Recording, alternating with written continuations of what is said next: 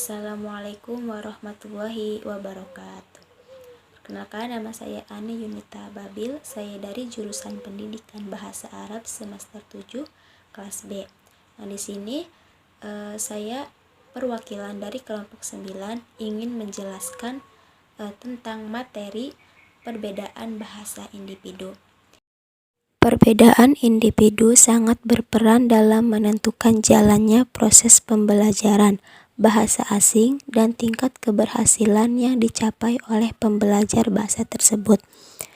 Dan karakteristik setiap individu pasti berbeda ya satu sama lain, sehingga pembelajaran yang dilakukan mesti melalui pendekatan dan metode yang sesuai dengan perbedaan tersebut.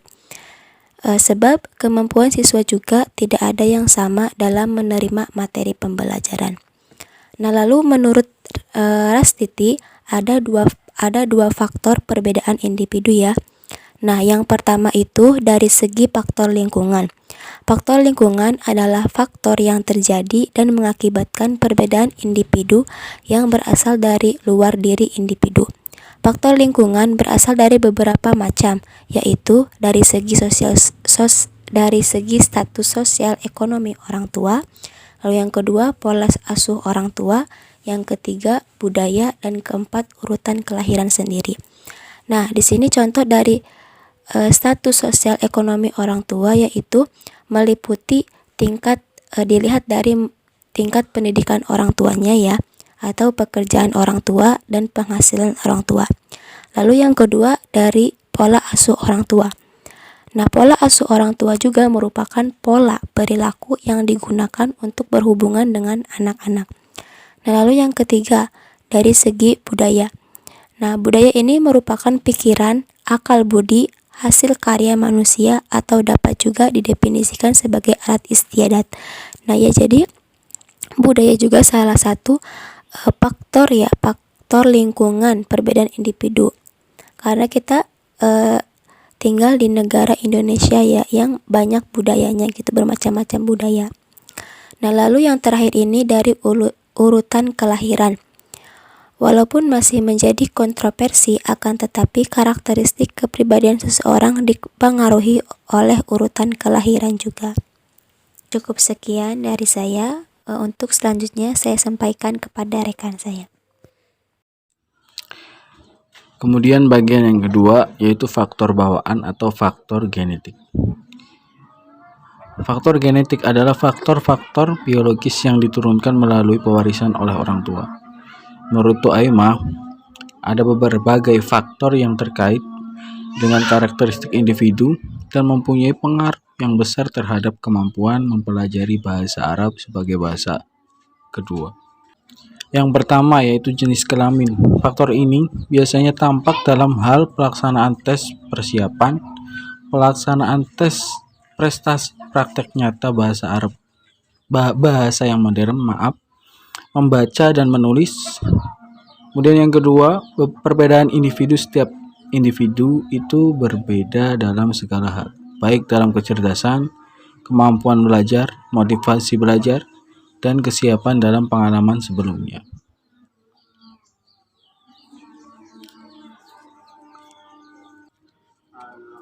Dan yang ketiga itu karakter pribadi.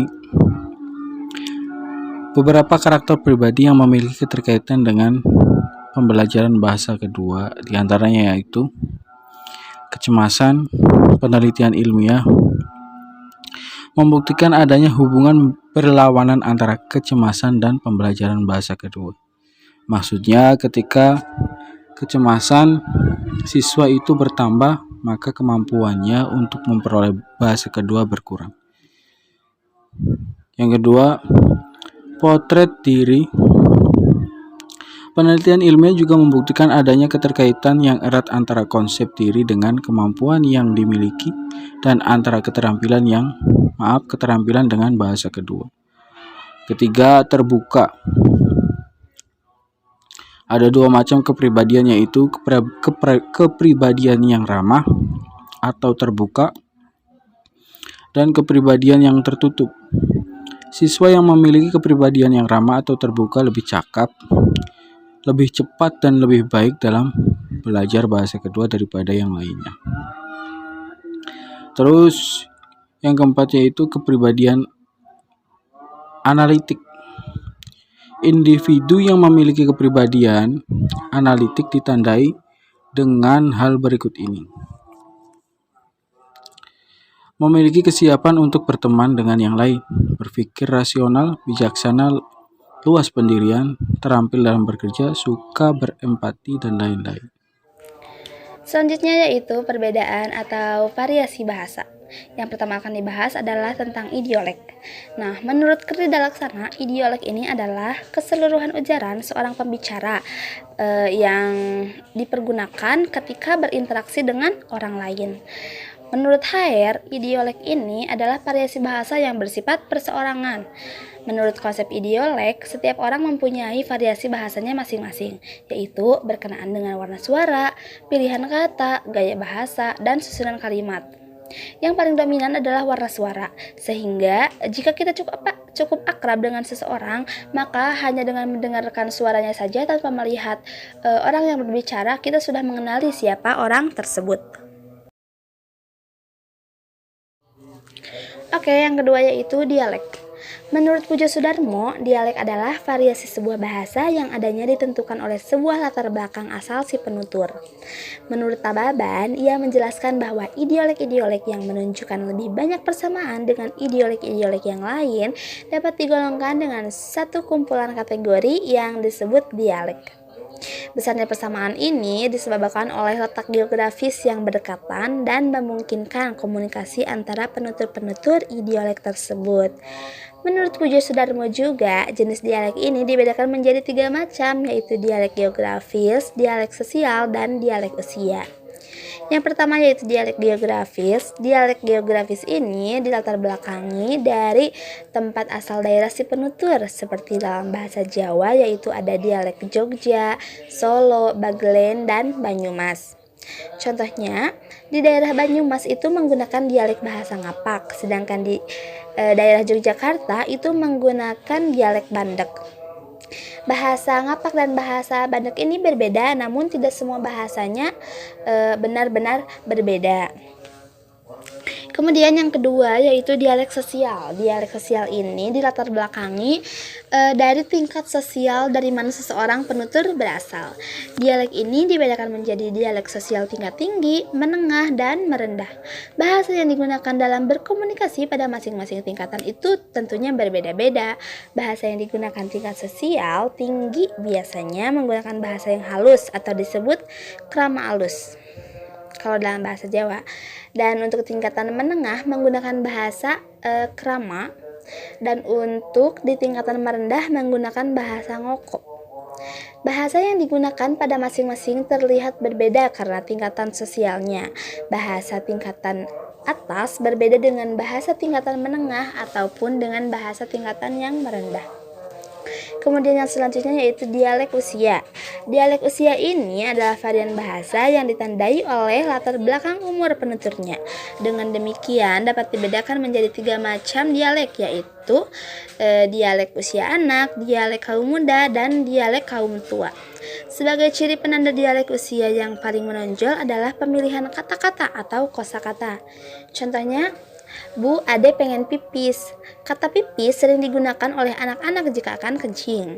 Sedangkan ketika sudah dewasa, dia tidak akan menggunakan kata pipis, tetapi menggantinya dengan kata mau ke belakang atau mau ke WC. Begitu juga dengan kaum tua, mereka tidak akan menggunakan kata pipis apabila akan kencing. Kata pipis sudah menjadi kata yang khas digunakan oleh anak-anak. Nah, setelah adanya idiolek dan dialek, selanjutnya yaitu tentang sosiolek. Sosiolek adalah idiolek-idiolek yang menunjukkan bersamaan dengan idiolek-idiolek lain yang disebabkan oleh kedekatan sosial, yaitu penutur-penutur idiolek tersebut termasuk dalam suatu golongan masyarakat yang sama. Sosiolek juga disebut dengan dialek sosial, yaitu variasi bahasa yang berkenaan dengan status, golongan, dan kelas sosial para penuturnya. Variasi ini menyangkut semua masalah pribadi para penuturnya seperti usia, pendidikan, pekerjaan, keadaan sosial ekonomi, dan kelas sosial para penuturnya. Variasi ini cenderung menyangkut masalah pribadi penuturnya seperti faktor usia, pendidikan, seks, pekerjaan, tingkat kebangsawanan, dan keadaan ekonomi. Melalui perbedaan-perbedaan golongan tersebut dapat terlihat variasi bahasa yang digunakan pada para penutur. Kemudian yang terakhir yaitu fungsiolek. Fungsiolek yaitu ragam bahasa yang sistemnya tergantung situasi dan keadaan berbicara, yaitu peristiwa berbicara, penutur-penutur bahasa, tempat berbicara, masalah yang dibicarakan, tujuan berbicara, media berbahasa, itu berupa tulisan atau lisan, dan lain-lain. Variasi bahasa bidang ini, ciri yang paling tampak yaitu dalam penggunaan kosakatanya. Setiap bidang kegiatan ini biasanya mempunyai sejumlah kosakata khusus atau tertentu yang tidak digunakan dalam bidang lain.